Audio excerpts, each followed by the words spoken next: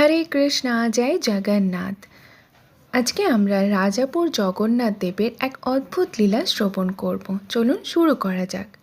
ঋতু পরিবর্তনে তখন কিছুটা শীত পড়তে শুরু করেছিল এবং তখনও শ্রীবিগ্রহ সমূহের গায়ে চাদর দেওয়া শুরু হয়নি। ওড়ান ষষ্ঠীর দিন আমরা বিগ্রহ সমূহকে মার বস্ত্র পরাই এবং ওই দিন থেকেই শীতকালের শুরু হিসাবে ধরা হয়।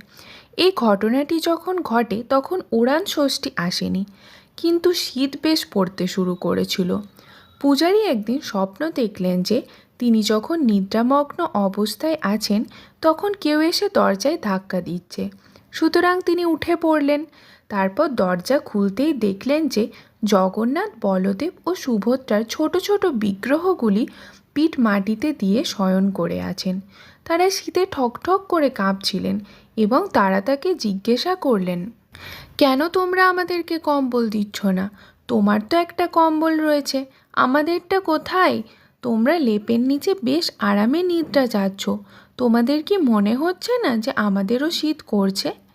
এভাবেই রাজাপুরের শ্রী জগন্নাথ দেব প্রত্যেক মুহূর্তে তার ভক্তদেরকে জানান দেন যে তিনি বিগ্রহ স্বরূপে তাদের সেবা গ্রহণ করছেন।